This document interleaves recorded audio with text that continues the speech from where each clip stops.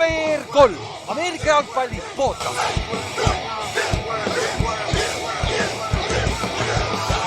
tere tulemast kuulama Kaver-3 Ameerika Jalgpalli podcasti, minu nimi on Ülar ja täna on meil eriline episood teile. Et me tegime väikse crossover episoodi siis meie Leedu podcasti sõpradega ja me rääkisime seal natukene Leedu podcast NFL-i turust, siis rääkisime natuke kuidas kommenteerida Superbowli, sest nemad teevad samamoodi ja nad juba tegid ühe tegelikult kusjuures, et sa rääkisid natuke sellest, kuidas oli esimene broadcast ja siis nad rääkisid, kuidas oleks lihtsam teha Superbowli samamoodi ja siis rääkisime muidugi ka natuke Superbowlist, et see on nüüd inglise keeles muidugi, aga ma loodan, et see midagi huvitavat teile siin vahetult enne Superbowli, sest meil on 2 päeva alles jäänud, et meeldivat kuulamist.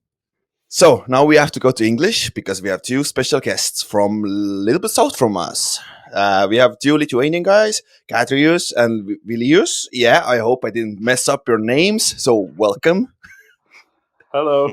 Hey, Yle. It's 80% correct. Hey, names. Good. So the reason why we do that is kind of like just to give you a different perspective. Like about Super Bowl, get some guests, get somebody else than some Estonians. And also because you guys do kind of similar stuff that we do, like a little niche podcast for a niche sport in a country that they have way bigger sports. You guys have freaking basketball and everything like that there. And also because you guys are kind of doing the same thing for a Super Bowl. So you are commentating the Super Bowl in Lithuanian. But you guys already did one game. You did the conference championship game. So that will be like interesting conversation to have a little bit quick, I don't know, maybe half an hour podcast about that. So let's start from the beginning. When did you guys start with your podcast and why, really? And can you also give us a little short introduction? What the name is? Yeah. Who does it? All that stuff. Yeah. So when it comes to our podcast, it is named really simple. It's NFL Lietuva, which means NFL Lithuania. Basically, we use this quite simple name, and yeah, it was an idea, I believe, 7 years ago to start it. We started 4 of us. It was my initiative, but I invited a couple of guys to start it. But since then, we had ups and downs, and quite a few people joining group, quite a few people leaving, not necessarily leaving the group itself, but leaving podcast or not being that active on a podcast. And actually this season is the first season when I haven't joined a single episode by myself also. Sometimes it's because of the technical stuff, and I'm not necessarily have possibilities to join technically currently from my apartment, etc. But and Vilus, I think, joined like 3 years ago. Yeah. 2 years ago, actually. It's my second season when I'm doing the podcast. And actually, Godrew's not joining this year is the official version that he couldn't something. Actually, he's a Niners fan and we don't want him on the podcast anymore. He got nothing to say. He doesn't have anything to say this year. No, I can tell that... No, this season, basically 2 guys that we're hosting right now. It's myself and Darius. And Darius is a Lithuanian guy living in Switzerland, so we're kind of international aspect to it. And we're both Packers fans, so we have this rivalry with Godrus for many years now. So that's the actual reason he's not rivalry. Rivalry, yes, of course. That's what we're calling it. Okay. It's like the MVP, nice try, nice try. It's a regular season rivalry. Yeah, exactly. There we go. At least we somehow managed that all of our favorite teams are in a different divisions. We have Seahawks, Colts, Giants, and Ravens. We like hardly play with each other and stuff. It's kind of boring, actually. It would be kind of fun. But it becomes fun when we've been able to do like some watch parties and like some jersey bets of like who has to wear the loser's jersey or whatever. So it creates that sort of perspective for us too. Yeah, we did watch party when only lost. Okay, before he lost to Jalen Hurts this year, Lamar's first loss to NFC quarterback was for Daniel Jones. That game we watched on the big screen. Actually, that was pretty nice. I don't know about that. But how's the landscape, like roughly, like I mean, it's a niche sport for you guys too, right? It's American football isn't like a popular one. So like listener wise, like what you're thinking, like you don't have to give me exact numbers, but ballpark, like is it like how popular are you guys there? Like have you guys managed to get like your what's the saying, like your foot in the door, so called? Not really. I'd say it stayed as a niche. Actually, for like, let me think, maybe for 3 or maybe even for 4 seasons, we were on the radio, on the students' radio, Start FM, which is basically students' radio in Vilnius. Okay. But in the end, we decided that it might be a little bit too complicated, and basically we moved on with leaving it for YouTube and online platforms, just because of the flexibility when you are tied, to some kind of schedule, etc., etc. So yeah, so I don't know the numbers during that period, but basically now it's 100 is good number, I'd say. Usually it depends, but on all platforms, I don't know, we not necessarily do the counting, but yeah, it's definitely a niche sport. Another thing is that this is not a podcast for newbies. It's basically discussions for fans, or you can say for geeks a little bit, and we do not try to put it in this way, so the numbers are not necessarily the key goal. But I can tell you one interesting thing. Actually, we used to have quite a few guests. Usually it's some kind of, people who are interested, maybe some celebrities, local celebrities. And also one of our former hosts, who is not really joining nowadays, but still was playing in a charity league hosted by Austin Eckler. And he invited Austin Eckler, and Austin joined for a podcast. Oh, there you go. So yeah, we have There you this check mark with podcast of Austin Eckler. It was actually during the time when he was at his best with the Chargers. One of the best years legal. ago. Yeah. So yeah, that's a fun stuff. But in terms of, I don't know if you guys have done any events or stuff, because one of the main things that I like about this podcast is we've sort of been able to connect all the people in Estonia that, well, definitely not all, but a lot, but it's grown to a pretty big group of people that you're able to communicate about the sport now. I don't know how it is with you guys, how many sort of has the group sort of formed around the podcast as well? Actually, it's a little bit vice versa, because we do have a community group and, let's say, live meetings to watch the games together from time to time. We have this for quite long time already. For, let's say, basically I started to follow it actively, and we were watching already together in 2011 season. Since then it was just maybe a group of friends inviting their friends. Now there is a bit more of people involved. We do have Facebook group with around 500 members. I cannot say that it's super active, but still we do have quite active fantasy football community. Many are playing fantasy. In a fantasy group we have around 100 people, Lithuanians, and actually I think we have officially 7 leagues, 12 persons in each, But that's only the regular ones. Yeah, plus we in also those leagues, have I mean, all those I play in fringe. several leagues myself, so it's not like 12 Okay, teams in each league and different people. And also, yeah, but just to interrupt, one other thing that came out of actually moving to this Facebook and YouTube and broadcasting podcast live there is that the comments are quite active, because previously we would record the podcast, we would publish it, and there's no live feedback. Right now we're even getting beef in the comments. Like, there was one guy who said, because they were supporting different teams, and one guy was like, "Let's meet outside and I'll kick your ass," and things like that. So it goes to that level. And actually, from there, there is, I would say, additional people who not necessarily maybe join the community as such, but they're at least online participating quite actively. And we have one, I call it a super fan of our podcast, who lives in the UK.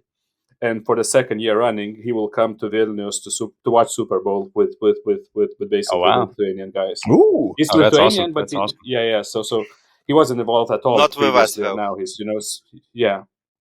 well, not with us, yeah.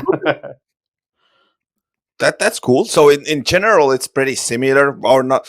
And our people are also kind of the same. Like it's like one of the things like that we've never really been able to do too well is like get interactions too well from our fans. We have our own chats and stuff where it's too active sometimes, but like to get like simple things like.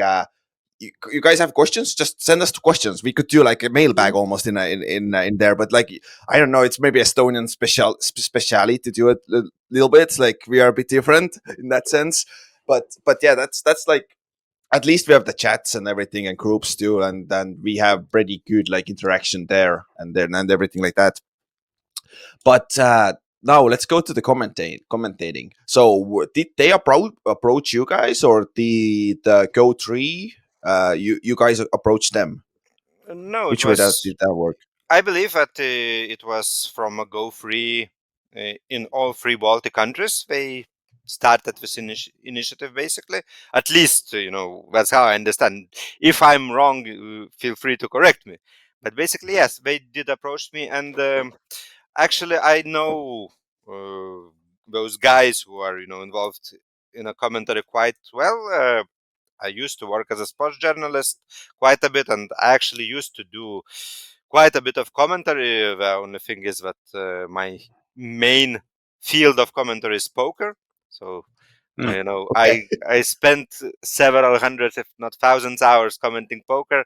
So it's nothing unsimilar, and even for Go Free, or actually at that point it was still via SAT Sport Baltic, I believe. I was doing World Series of Poker, final table commentary, etc. So I know those guys quite okay. And yeah, they approached me asking, if we can do it. And of course, there was no doubts that, we want to do it just because of a love of a sport, just because of a opportunity to grow the fan base. One important question from the very beginning, of course, was, can we, during the broadcast, can we present our community? Can we advertise a bit? Community, NFL fan community, and also local American football teams. And when we got the green light for that, was enough to do it. So yeah, so we started with the Commanders and Eagles. Yeah. Yeah. That was interesting experience, fun game. It was not that competitive, unfortunately, but in general, it was a Still. good test for us to warm our feet, let's say, in that regard. Vilnius was a little bit worried beforehand because he has no big experience in doing commentary. On the other hand, he's involved with podcast and radio shows for like quite many years, so I was pretty sure that Yeah. he will do fine. So yeah, except So how was it? I was really nervous, and to be honest, I thought I would be, shitting my pants, and my voice would be like, old man in a pharmacy or somewhere. But somehow, when it all started, everything just came natural because I did radio show for a number of years and podcast for 2 years. My worry was that I'm one of those guys who always criticize the commentators. Oh, they don't know shit. They have no idea what they're talking about, etc., etc. Yep. And I thought, now I will be doing the commentating, and I do know shit. I will be useless. I did quite a lot of preparation, etc. But I think it worked out all right in the end. That's how it tends to be with like commentating or any sort of thing. You worry until those first couple sentences come out, especially if you know about it. And it's not like you have to like make anything up. You read the game, you experience the game with the watcher anyway. So it's just But those first sentences always kind of bring that butterfly out a little bit. Trust me, like it took me couple of years get the intro correctly in a podcast, even like because I've done like 207, almost 300 intros now, but like it took me like a couple of years in the beginning to get it like flowing actually without any issues. But did you guys Go3 start showing NFL this season? First time for you guys too, right? I believe think so, that I believe that maybe the prior season in 2023, they already showed a couple of, but I'm not sure. I think for a couple of times they were broadcasting Red Zone and Red Zone only. Okay. This season, on top of a Red Zone, they started to broadcast a game or two from time to time, but not with too big of a regularity, and of course with English commentary. And Yes. now this initiative came to let's say, to try to localize it in a local language. I can tell you my feelings and experience about our first broadcast from Commanders and the Eagles game. So basically, I felt a bit rusty. I wasn't doing commentary for quite some time, and for me, it was a bit of a opposite. I knew that everything will be fine, and usually I'm in a comfort zone when doing commentary. Yet I felt that I'm a bit rusty. I climbed a tree several times when you start telling something, and you feel that you don't have to go, and you try to wrap it up somehow, etc., etc. So yeah, it was a little bit interesting experience. But with what I'm really happy is that I think we found quite okay balance to present sport also for a new audience. So basically, for those who are not necessarily familiar with all the rule nuances, etc., and still not to concentrate only on this. So basically, not to become too boring for those who already know. I think that we balanced it out quite okay. And actually, while I was a little bit skeptical about results, especially talking about myself. But when it comes to the feedback, in general, we received quite good feedback, and positive feedback and even from guys who, let's say, watching the sport but not necessarily that involved. He's coming back. Okay, thanks. You coming back. helped to open some Hang new on. dimensions, basically. Yeah. Hey, I guess you lost me for a moment. Yeah, we lost you for for a a second. second. We're good. All good. But yeah, in the end, it was fine, and the feedback, everything was fine from your fans and everything, right? Yeah, so that's good. That's good. But what I liked that even those who were watching the sport, they said that, but not super fans. They said that we helped to open a new dimensions of it a little bit with our commentary, basically, and this coming from guys who've been watching for several years already, it is pretty nice, And the key purpose, in my opinion, is still to grow the interest, numbers, etc. That's something we've been thinking about with LEIAD a lot too, especially since it is broadcast for the first time here in Estonian commentary. It's like finding that balance that you just talked about of like, which even when it comes to like the language of like what do you translate into Estonian, because among ourselves we've been using we translate some of the positions, but then some of the positions we don't. When we talk about quarterback, we're going to talk about mängujuht, but when it comes to tight ends, we're not going to translate that. So we have to really sit down and think about that one. So yeah, I was just wondering, how did you like approach that? How much did you think about it, or was it just like a natural language sort of thing for you? We have pretty much the same thing that in Lithuanian we don't have all the official terms, and not everything is fitting, but it's easy for quarterback. There is įžaidėjas, which is similar as for basket point guard, playmaker. Playmaker basically. But the tight end is one of the special ones, and this is even a line for because tight end didn't get award. We couldn't get award for tackles. I mean, I don't really even know how to translate tackle into Lithuanian, not just the position in football, but tackle as such. I don't have a word for that Lithuanian. Just talked about that today with LEIAD too. The same thing. But let's say it's a bit easier in my opinion, because you describe them as a offensive lineman or defensive lineman who is playing a specific position. With a tight end, it's a bit more tricky. And actually, I was sending answers for the Go3 PR, because we are preparing article in Lithuania about it, and I was a bit writing about.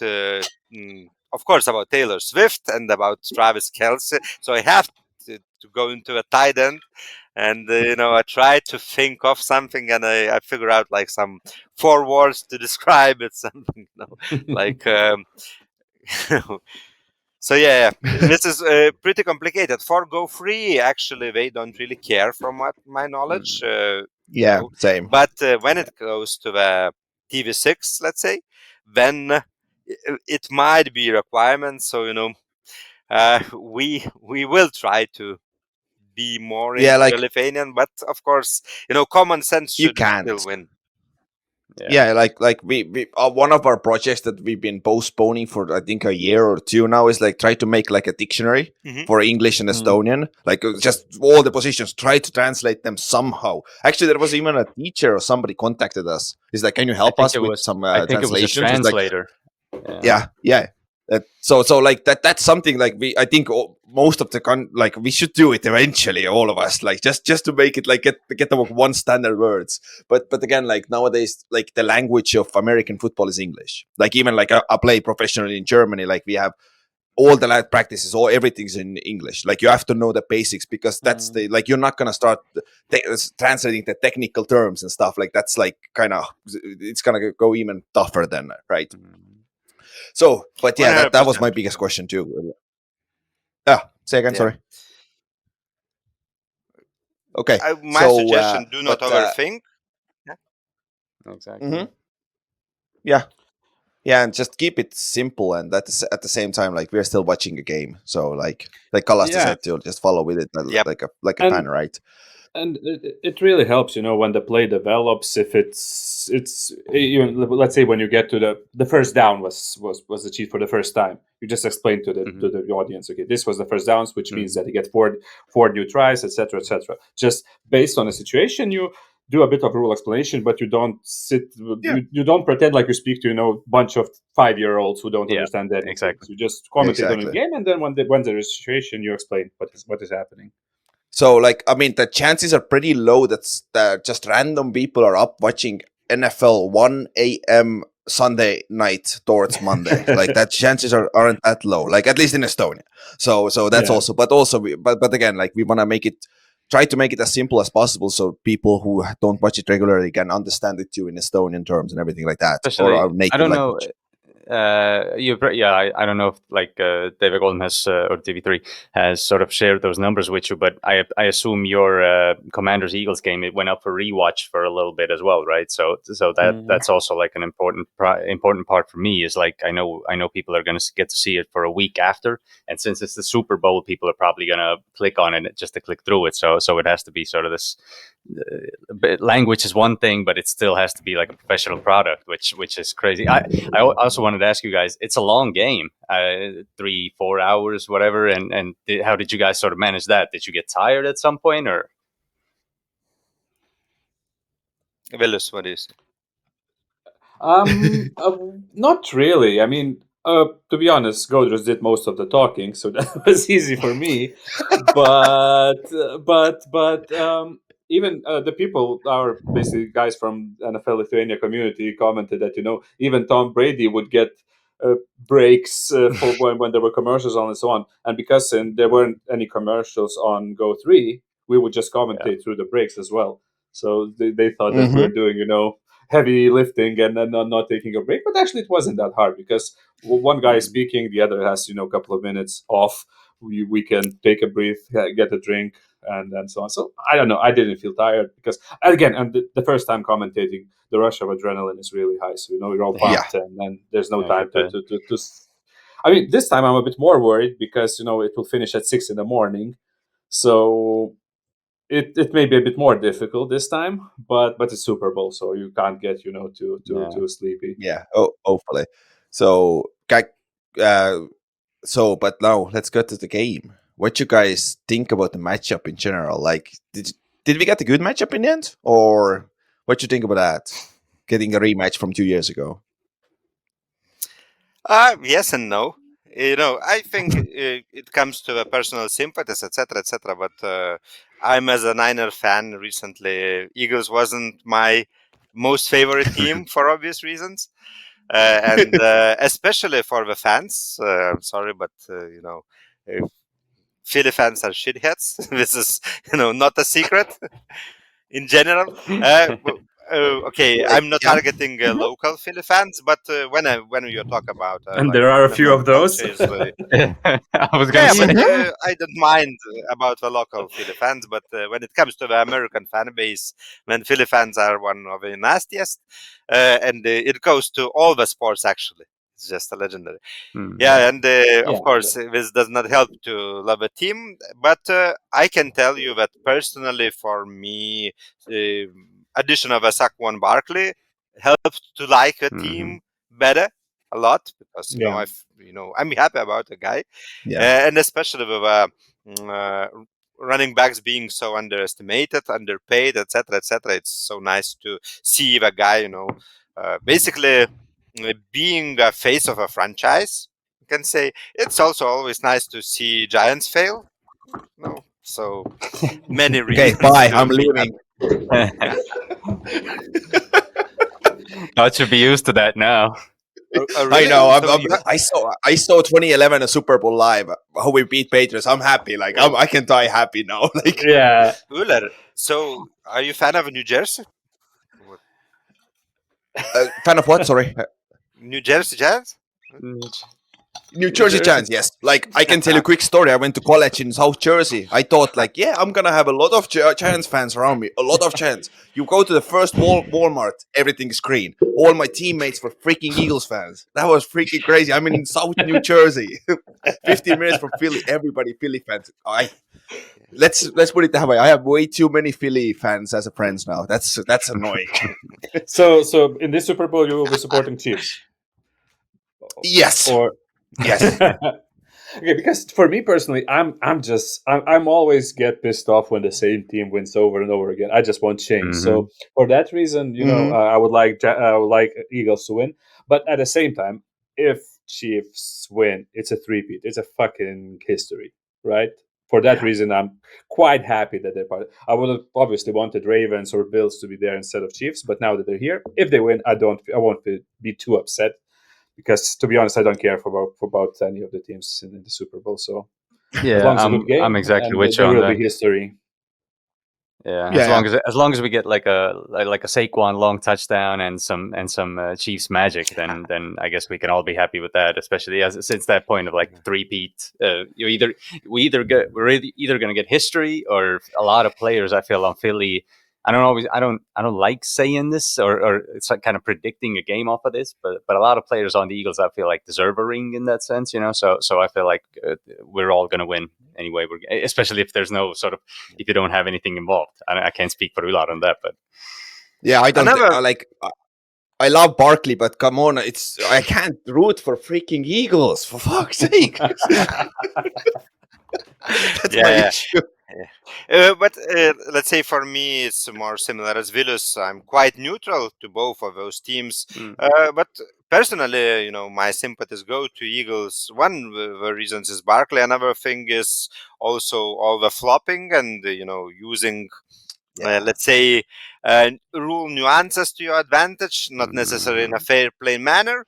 I don't really like that recently. I would say that, a couple of years ago, I would be rooting for Chiefs, but not, let's say sympathies goes to Eagles. But I don't know. And actually, somehow during these playoffs, I was quite accurate with my predictions and with my gut feelings. And I don't know if I should say that, but I even managed to get some successful bets during it. And my main horse was Commanders. I actually had nice bets on Commanders on both rounds. So basically, I was surprised that they were underdogs versus Tampa. So, ended up predicting this one. And then I also thought that they can beat Lions and surprise. And then when we were commenting Eagles and Commanders, I was 100% sure that Eagles will beat Commanders. That's how it goes. So basically, when it goes to the NFC side, my gut feelings were really good. I think the only playoff miss was that I was expecting Chargers to win. So far, me too. from my prediction. Yeah, in the beginning, yeah. Honestly. And now, Like when it goes to the Super Bowl, my gut feeling is saying that while Chiefs are small favorites, It's 1 point Very and a small. half or Yep. something. I feel that my gut feeling is that actually Philly might win. Sorry, Uller. Like, so actually we did our podcast yesterday too, and both me and Kallaste, we both picked the Eagles, and Ott was the only one with Chiefs. Vilius, I'm guessing you're also with Eagles then? Like, if you have to make predictions right now, like 2 days away? I picked Eagles by 4 points in the podcast yesterday when we did. My colleague, he picked Chiefs by a huge score. I think 13 points or something like that. He's such a believer in Mahomes and whatever happens. So, and that's a bit of a worry because Godre said he was quite successful with his predictions. I was terrible with predictions in playoffs. I think Eagles Commanders was the only one I got right because I pretty much got maybe 70% wrong. So I'm a bit worried now. But like, honestly, like, we did a little we have a little sharing game on our platforms too right now, and there you have to predict like who wins, our fans, and like 65% is Eagles. I'm scared about that stuff because like if everybody goes the same way, like that's scary, like, because Eagles are still underdogs, and I mean, you're not the champ before you beat the champs, like, and we saw what happened last time too, and so yeah, I don't know, like it's the good thing is that, like, Mahomes said it, like when he had the golf thing with Patrick Mahomes, like, it's like he never wins in a blowout, so that's good. So we should get at least a good game, which is like really good for us, because like what else you gonna do if it's gonna be like a 30-point game in a halftime or some shit like that, Yeah, So, we had this problem with Commanders Eagles actually at some point in the end of the third quarter or second part of the third quarter, when Eagles pulled away, and it was quite boring game. But then, in the end, yes. we had the opportunity to speak. But you know what? I would not discard a possibility that Eagles would pull away. And to be fair, if you look at the Super Bowl history, it's not that often Super Bowl is so competitive. Recent years, I would say many Super Bowls were competitive, but in general, history says that Super Bowl is not necessarily the most competitive game. So yeah, we'll see. But I'd say the sport and the event itself, it's so amazing that even if the game is not the best one when it comes to the intrigues, it's still a very, very good thing. And and also halftime show and that kind of stuff, for Super Bowl. Oh yeah, Kendrick. Today I was listening to a podcast about Kendrick. Ringer NFL. Yeah, I listened to that. The podcast about Kendrick. Yeah. I wasn't following that beef with Drake very closely, but that was some interesting stuff. I'll have to listen to all the songs in there. But what I wanted to say, we're going to mention that there is a chance that Eagles might pull away, etc. There is a chance of that, yes, but the problem is Chiefs always come back. I think in last couple both Super Bowls they were losing at halftime or something like that, and they got back and won in the end. So that's my worry. I don't know what to do. That's the running joke, because we've had watch parties for the past 2 Super Bowls, and Ott, our third guy, like both times in a halftime, he just went to the machine, put 10 euros or 20 euros on Chiefs, and he won both times pretty big, because by that time they were down by 10 points, like, again, that first year I made that bet before him. I'm just gonna put that out there. Last year, like, you just see the halftime, just leaves, goes to the corner, puts in a machine his money, and just comes back with his bet slipper. It was like, that sounds pretty good. But yeah, so Eagles all over. Yeah, so same. Like, I'm like, Eagles can win big. I don't think Mahomes and Chiefs can win big. I think like Eagles will keep it close. Like Eagles have a possibility to explode. If Saquon goes off, like, it's gonna be hard for Chiefs to stop if the game script starts how it started against the Commanders with that first big run and then that second drive where they just finished them off. I mean, the Chiefs always have a chance, but that was just dominant. Yeah, but you can't compare it's not the defenses, Commanders and Chiefs. I mean, what my biggest worry is, and when we were previewing the game during the podcast yesterday, my biggest worry is that Spags might just outcoach Kellen Moore completely, and with Hurts sometimes not being very reliable, Barkley may not be enough. That's my biggest worry.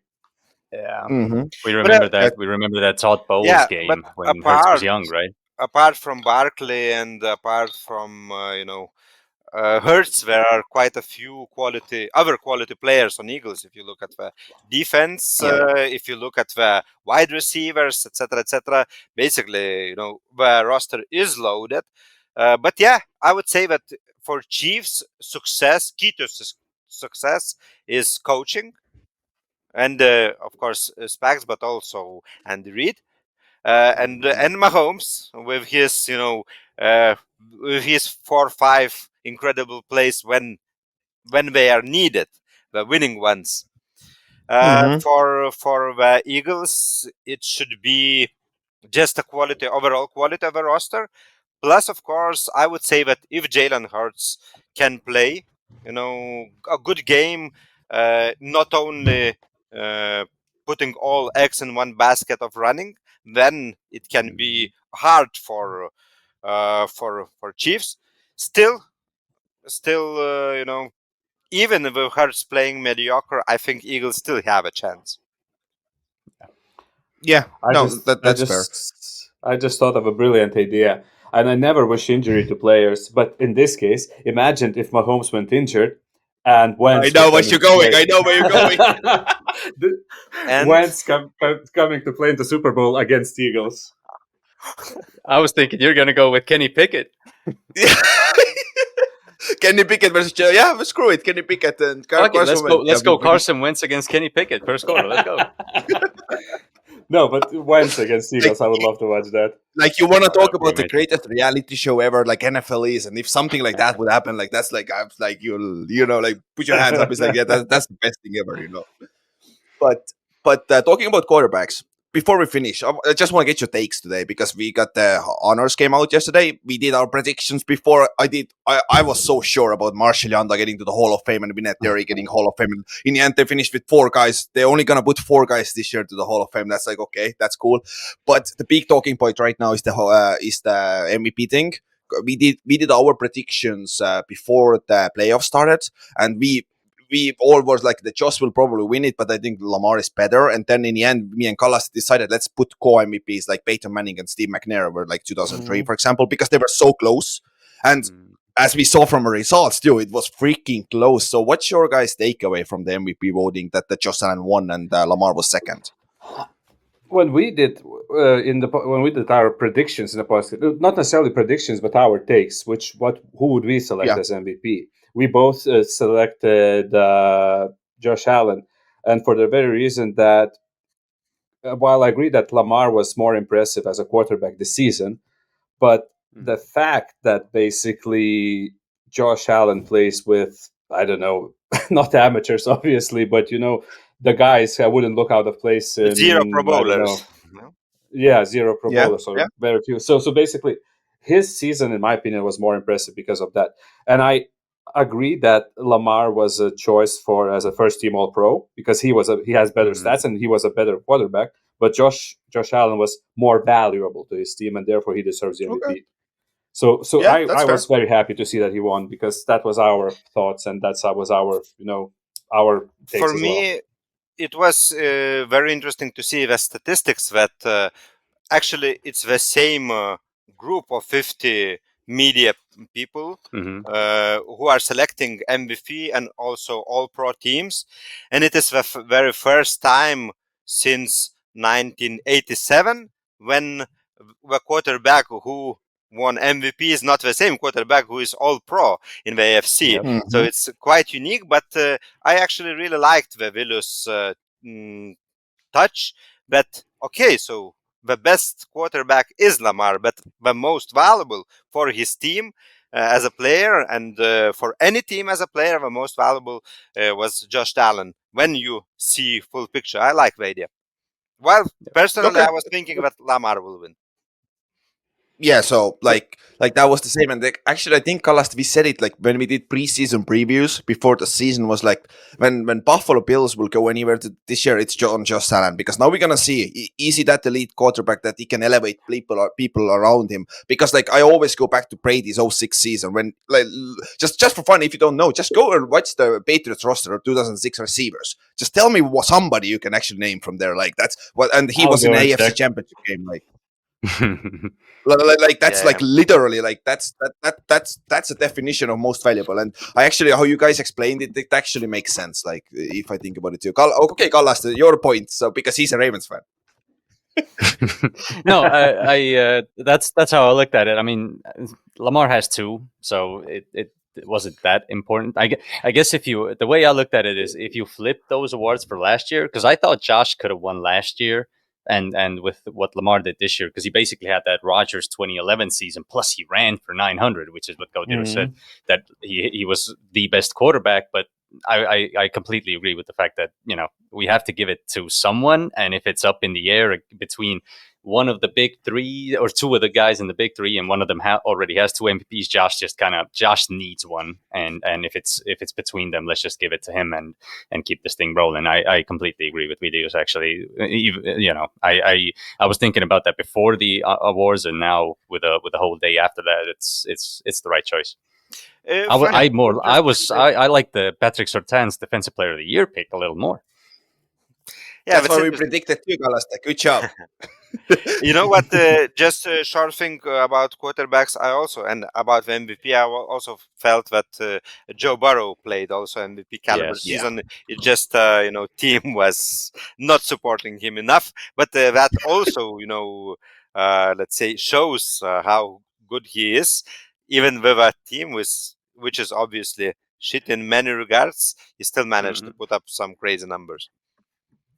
Yeah, that's true. And I mean, the joke about his defense in Honors yesterday too, that was pretty good. They showed the Batmobile and everything. That was funny. But yeah, that's there are some interesting statements coming from Joe Burrow too. Actually, yesterday I think it was released to media and stuff. So they're pretty hard words. That there will be interesting what they do with Chase and Trey Hendrickson and D Higgins and all that stuff. But so let's finish it up. So you guys have any last takes about the Super Bowl? Nicolas, you can chime in too. And we already made our predictions. So what do we expect? I can give you one advice, which if we have the biggest learning from our first commentary, and I also chatted with our Latvian colleague, Carlis Browns, who is, by the way, I think, Uller, you know him. He's a quite accomplished player also, and it's fun to have such guys doing commentary. So he said the same thing where we said that this should be one of the biggest of our learnings, but it is so easy to get carried away by some thoughts and stories and backgrounds that sometimes you are starting not to be back into the action on what's happening on the actual field. So I will try to improve on that. We will try to improve on that. And one of the things what we, suggest to you to pay attention, of course, it's like we should bring like context and background, but we should also not to forget what's happening on the field.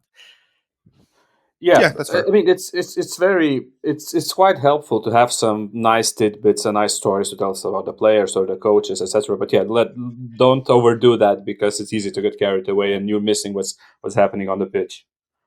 But you'll be fine.